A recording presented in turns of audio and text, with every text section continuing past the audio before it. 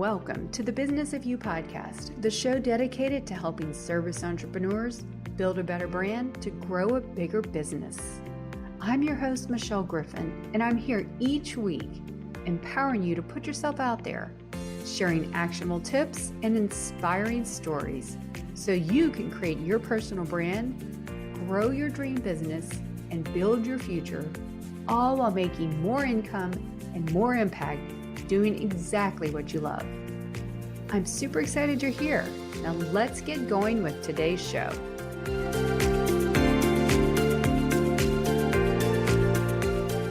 Welcome everybody. This is the fourth episode of the Business of You. I'm Michelle Griffin, your host, and I'm super excited to introduce my guest. But first, I have a question. When you're online building your personal brand, no matter if it's LinkedIn or any social media platform, do you find yourself comparing yourself, or even worse, second guessing yourself? And I'm sure you do, because guess what? We all do. I don't care how big your following, how long on your journey you are. We're only humans, and that's what we do. So today we're going to talk all about your well-being and building your personal brand. I'm so excited today to welcome my friend and my guest, Ancuta Boiciuc. Did I get that right? Welcome. Yeah, that was good. Thank you so much. Oh, so exciting. Yes, we've been LinkedIn friends for kind of like a while now, and she has amazing content. So I know you tell us about yourself. I was going to introduce you, but why not you do it? Thank you. I have quite a real and raw content, I would say. I'm a very emotional human being, and what I do in my day-to-day is I write content for one of my friends, Alexandra, in her podcast called Family Podcast. And I also work full-time as a customer experience. Yes. And then you're really passionate about mental well-being, healthy well-being, and showing up in line. So that's what we're here to talk about today, because I was telling her in the pre-chat, I was like, I'm really feeling the unbalanced part today. It's just really hitting me hard. I tell everyone to put yourself out there, right? I do. And then guess what? It gets to be really hard sometimes, especially, I don't care if you're working for a corporation or an entrepreneur, it just gets hard. So today, tell us exactly why is it so important to find that balance, you say, online? I think finding balance overall is a topic that is very, let's say, complicated for many. And I think we forget that our mind and body is connected and we can't keep going for a long time. So I think it's really important to work hard, but also work smart, and with our bodies, with our minds, understand what works well. Well, for me, what is really important is to set boundaries on how you work and how you live your daily life. So I think overall, just thinking a more of a holistic perspective towards your daily life and your energy, and not so much how much we can produce and how many goals we can achieve, right? Because we can't do it without our health, after all, no matter if it's physical or emotional health. So I would say that's why for me this is such a big part. And I'm also going myself for a journey of, as my therapist called it, a transformation to a more healthy awareness and understanding. So I really like to share that, and it might not be the most popular content on there, but the ones that... Well, it's important. It's totally important. Tell us about what you talked about in your post today, because that was super important about showing up and all the things. Like the problems I was highlighting, and you did too, is we have imposter syndrome, right? We have the fear of stepping out, the fear of writing and fear of being judged. Just, and also too, the flip side of having too much time online, and that gets to us too. So tell us some of those things you talked about today and what we need to do to fix that. I think my sort of 5 mini steps that could be applied in what I wrote today is that you don't have to look at others with the sense that you are not doing enough. I think finding the awareness and the point where I really know what I'm doing, and I'm aware that I have to grow. And of course we all should grow. We're in continuous growth, but in the same time, we should not compare with someone's congratulations post or with someone's, success on 1,000 characters on LinkedIn or other posts, other social media, where it's even more, perfect and polished. And I think starting from that point makes you realize that you have actually something unique. And since you're talking all the time about personal branding, that's kind of the first point to start also with personal branding, understanding your unique value, and that it's not about blending in. It's actually sort of challenging what already exists and being yourself. And literally for me, my sort of motto is challenging the norm and standing out in a respectful way, of course, because that's how you grow as a human, not by sort of following the others. And Exactly. Easier said than done, though, right? I mean, we all want to stand out, but we find ourselves blending in. So let's break that down. Like, what's the first step? Like, where does one start? Because it's so easy to say, I'm going to do it, I'm going to do it, I'm going to do it, and then we don't do it. So what do you think? I think from my own personal experience, I would say that not trying to solve the world, I mean your world, try to understand whether it's something professional that you're striving after or whether it's something personal that you want to work on. And from that point on, simply just writing what you're good at and what can you do for yourself and for others. I think that is really important. I had at one point this challenge and I loved it. And I spoke actually with someone who I met through LinkedIn about the 100 things you're good at. Ooh, yeah. And writing that list actually really opened my eyes. There are so many things that I would never say about myself that I'm good at. And I'm not talking anyway expertise or anything like that, but just something that I really know how to do and I feel proud of doing. And I think I read this somewhere on Justin Welsh's one of his posts about that. And I think really resonates with the fact that we really focus on what we don't have and what we lack. We have to twist it around, and it's really a hard process. And I'm not here to tell everyone that this is like sort of writing on paper and that's it. Just every day accomplishing something and celebrating it and realizing that you have something unique to give to the world. And the world has to see it, especially when you build a brand for yourself. Exactly. Yeah. Well, tell me though, because your LinkedIn journey, when did it start and how did you decide to come out? Because I think you also pivoted. I know that word is a little overused, but you changed up some of the way you were presenting yourself. Is that correct? How did you find the courage and the confidence to do that? Well, it started when I lost my job last year. I was active back in June, July last year, but then it was also with a purpose to find my next sort of career move. But then I realized that's not really why I'm on LinkedIn, and I don't want to be one of those. So I just wanted to find a space where I can write. And I actually never realized I see myself as a very sort of raw and genuine type of writer that uses simple words and tries to do the catchy phrases, to make people read my content. And I just saw that people are writing me back in private messages telling to me that this post inspired them. And I started sort of going from the likes and the comments and the numbers towards the impact that I can create, right? Yes, exactly. And it went like that. And it's a journey that, of course, some days are not great, some days are better than others. But I still stick my ground to the fact that I'm not here to sell you anything. I'm just here to empower you and make you understand that you actually have something to offer and it sits within you and not someone external. That's really good. Now, you had the courage to come out and now you're a writer. I think you were doing something else in your previous role. What are the first steps that people need to take? Like, I know that 100 things about you. I would love for you to find that post if you're wanting to, or a template to do that. And we can link it in these comments.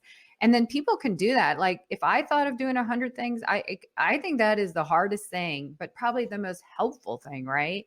100 things, that's huge. I mean, I would just, would you share that list or at least the template for it to get started? The template is very basic. I took a piece of paper, wrote the 100 things I'm good at. And I think the first 40 came pretty easily, but it was then from 40 onwards until I reached about 70, 80. It was quite a process. I'm my biggest critic and my biggest enemy, as we I all said, are.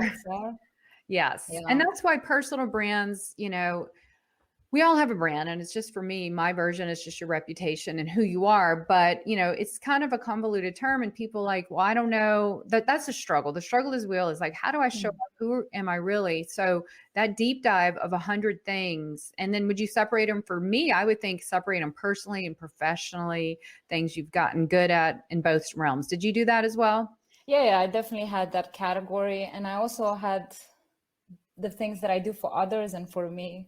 Yeah, because that's that's also huge. an understanding, especially as I come from a very difficult childhood, so I've developed this characteristic of giving a lot to people, but I rarely gave to myself. So making this exercise was a huge gratitude sort of push to me to understand that I actually have to do more good things for me without being selfish, of course, still being the nature that I am and so on. Exactly. Well, that's the whole, I always say LinkedIn is about the law of reciprocity. The more you give, you're going to get back, and giving without expectation of returning. I mean, you see that it's such a supportive community.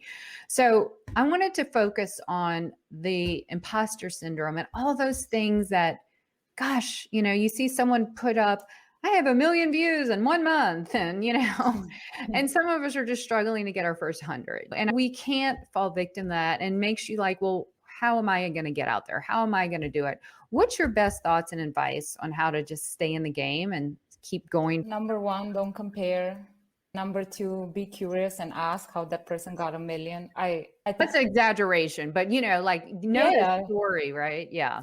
Even just from the other perspective of someone getting the job that you always wanted to get, that for me was something really inspirational. And the person that I am writing content for, it's a person that I admire. And getting to work with her demonstrated me that you really don't have to compare and just try to understand how could that person get to that. And there's always, when you see someone who has quite a following, that means they are going through a journey, for a personal journey. No one has perfect days.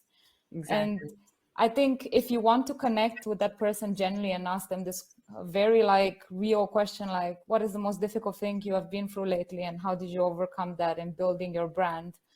That's kind of a different connection question than, hey, I would like to connect with you. And that kind of sparks sort of the point of why LinkedIn is here, to make us, create our brand and become aware of what can we offer and what can we do, but in the same time have this genuine connections with people that are, as we just did this across in different continents, right? It's exactly. that's what the point is about. Yeah. So, so celebrate other people's successes. I know yours will come to as, stay in the game, and we all have our version of it. And I've learned that too, as I've seen everybody's different ways, and you have to just kind of put blinders on. I tend to myself, I'll read too much and start going off in tangents. Oh, this idea looks good. That's another thing. You get online and you see everyone doing everything else and you think, oh, I should do that too, right? And it doesn't really apply to you. So really exactly knowing who you are as a person, what makes you tick, who you want to serve, all those parameters, I call it my foundational stuff when I do my branding, that's going to really know. And then getting different, like knowing how you're different is the most critical thing, because then you realize, well, I have a different approach or I have a different perspective, and you don't have to think that your comparison. And my personal belief is we don't have competition, because we all should find the creative and unique way that we stand out and solve problems for our people. Would you agree? Oh yeah, 100%. That's probably the biggest learning I've had throughout my sort of adult life. Yes. Not at all, but I've been through a lot, and competition is something I grew up with. And I developed quite a toxic understanding of where do you want to get in life, and it's based of comparing yourself to others and moving away from that, and really realizing that people are there to help and they're not there to kind of make you feel less or not worthy, right? And of course, nobody is perfect and everybody has their down days, but at the end, as you said it, we just have to find our, as I call it, unique selling point. Oh yes, I love that. I studied business a bit, so it gets to me slightly. No, it's exactly true. A person can have a unique selling point, a unique advantage, and we all do, because no one else has your stories, your experience, your perspectives, your background, all those things weave in. And that's why, if you see someone who makes you feel like, oh, the competition, I feel like an imposter, the biggest and boldest thing you could do is go and congratulate that person. Like if you see a post, I mean, that's a huge step, knowing it's validating. Wow, I'm going to congratulate them. I'm not going to feel guilty, or I'm not going to feel jealous. It's because that'll just eat you up inside, and just know that my time is coming. My thing is coming too. So I believe in the whole karma thing. And I think that it helps. Otherwise we get it spins inside of us and it gets worse. It's exhausting. And I think it really is. I have a really good friend of mine that we discuss all of these things almost every day. And I always tell him, and he calls me a bit mean, but you can always you should only focus on things you can control. And Fully. your reaction is definitely something you can control. You can't control whether that person is successful or not. Exactly. And because you never know. I mean, you never know what it took to get there. So everyone has their struggles. So this is all super good because imposter syndrome and competitive analysis, comparison analysis. I wrote that in my post today, and it's so true. And so I wanted to tackle the three because I know we're going to be here 30 minutes because you have to leave, and it's evening your time. So what are the three takeaways and tips you would tell people to find that balance when they're building their brands online and social media? What are your three takeaways? One is control your amount of social media. Okay. Like, social media is great. It's a great tool. I mean, I found my voice on social media. I found jobs on social media. I'm not saying it's good, but it has to be in a balance. I think what really helped me is to not start my day with social media. I do not check my phone unless it's very urgent. Yes, that's a good tip. That's a really good tip. And I'm actually trying to work on that because you know what we do? We end up picking up our phones. I know I do. It's a dopamine hit too. They're bred to be addicting. Yeah, they're made for that. Yeah. And at the same time, don't end your day with social media. For me, an hour, and I'm respecting this, I think 5 out of 7 days a week. But for me, 1.5 hours before I sleep, I do not look at my phone anymore.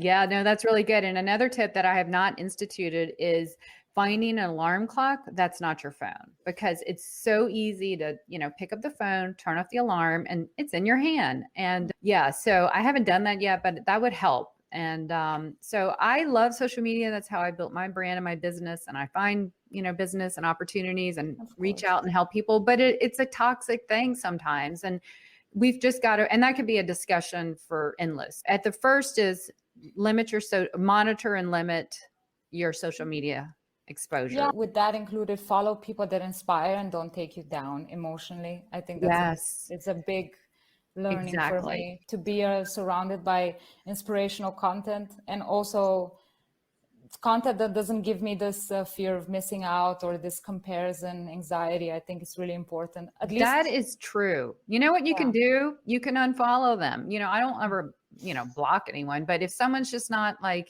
and I want to be nice and thing, but if someone's just, it's not encouraging to you and it's setting you off, unfollow them.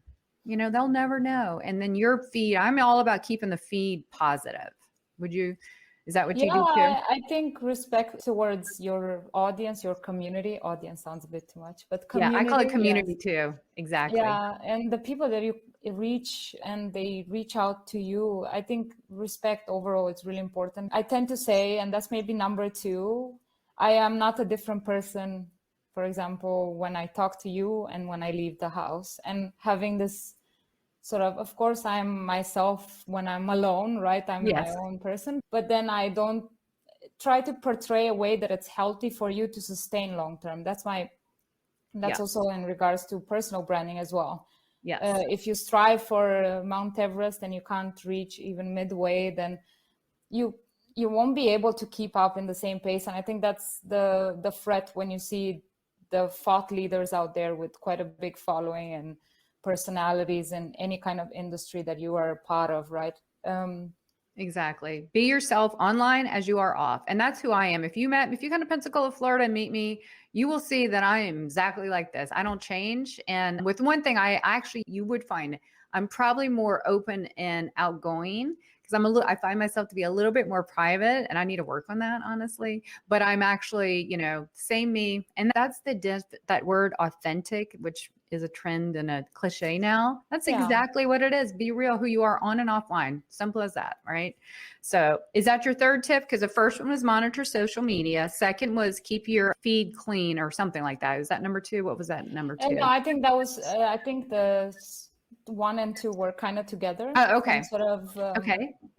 And then the second one was the one that we just talked about. And I think the third one is do not copy.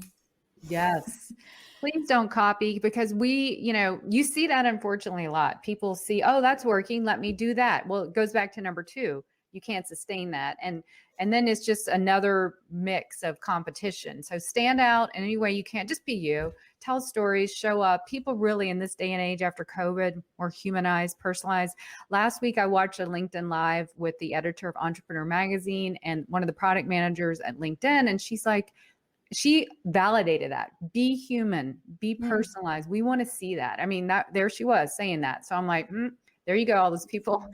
I'm not saying pour all the things, but what's comfortable for you? It's okay to unbutton up. Okay, that sounds a little weird, but you know what I mean? It's okay to be more of you and not so buttoned up, I guess. So I mean, if you want to have red hair like me, please do so. I wanted to also add like sort of PS, as I always say, you are not less and not more than anyone else you see. And I think this is also part of the culture I've been living in Denmark for so long, and this equality thing that we are experiencing here, and not showing that you are more than someone or feeling less. It's really important in both building your brand and having, I think, the confidence to understand that you have something to offer. And that for me has been the biggest growth path, that I am really good at something. I just need to find it within myself. And as I wrote earlier in one of my articles, that you need to find your support system. It's quite finding who you want to be and what you want to offer. It's quite a lonely journey if you don't have the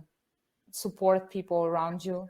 Either it's a cheerleader or a mentor or somebody that is the harsh friend, like I am sometimes, like the honest friend. The tough love friend, yep. Yeah, you need all of those. And I think especially when you reach to a point where it can stagnate. And I've certainly have reached that at one point, and you started feeling that you don't really have your place anymore, where you are posting and where you're creating your brand. So yeah. Okay. So you totally nailed it there. So realize who you are, and you are something great and you have something valuable. So find what that is. And you usually know what it is, but we start looking at other people and we get blinded by our own goodness and greatness inside. So find what it is. Like yours is writing. You love it. You're good at it. You're working in it. And then find who you're going to, going deeper in the branding thing, find who you're doing it for, the problem you solve. That's all really good. And then this is my way I think personal brands are grown, having a community. They're helping support you. They spread your message. They support your message. They collaborate. They refer you. I mean, they just are your rock, And so I treasure my community. And those include my family, friends. I mean, I guess community is online, is like friends and network, all that. I treasure it more than any metric out there. Okay. And people are what drive it. That's why we call it personal branding, for people. And so this was so good. I know there's so many nuggets, and I'll be doing a recap. So thank you for that. If we're going to know more about you, when we want to know more about you, where should someone go to find you?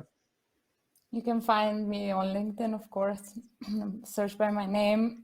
And, my voice. I'm losing my voice. And please reach out to me on personal messages. I really love talking to people. I've got to know so many people. It's been incredible. My content speaks for who I am, and that's where people can find me. And on that note, I wanted to say just the last thing, that it's really important that when you build that community, that you also show your down days, that you're not perfect, because people start looking up to you. And that's why I all the time tell people to also show that things are not going so well. And that you can definitely find in my content. If you even scroll to the past couple of weeks, it's been up and down. And you can find my articles every second Thursday on Family Podcast. I can link those. Yeah, link those up. I'd like to see more of those too. Put those some in your featured section or whatever, because I would love to read those. You're right. So build that community, be real. It's okay to be human. We're all human, and we do all have the ups and downs days. So people can support you. If you don't let people know, they can't support you. It's just like, if you want to build a brand, you got to get out there, because no one can know you unless you get out there, and no one can support you unless you're open up. So thank you for those wise words of wisdom. So she's going to drop her 100 things about her posts and her Fem podcast writings so we can check them out. And I want to just give a shout out. So I know we're at the end and she has to leave, and we're going to keep this wrapped up, but I want to thank you all for joining the 4th episode of The Business of You. I just want to say thank you so much. Any last party? Oh, you know what? I totally forgot. We got so wrapped up in your 3 things. I asked this for everyone. What is your professional or personal mantra that you want to share today to inspire us all. You're not less, you're not more. You're exactly where you're supposed to be, and keep going. Oh, I love that. That was actually a great way to end the show. Well, thank you so much, Ancuta. It was so great to finally meet you and virtually. So anyway, we'll put all those links in and we'll talk to you guys soon. And we will see you next week on The Business of You. Thank you.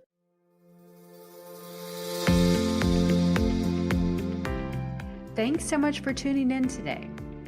You know, we definitely need more impactful entrepreneurs like you out there.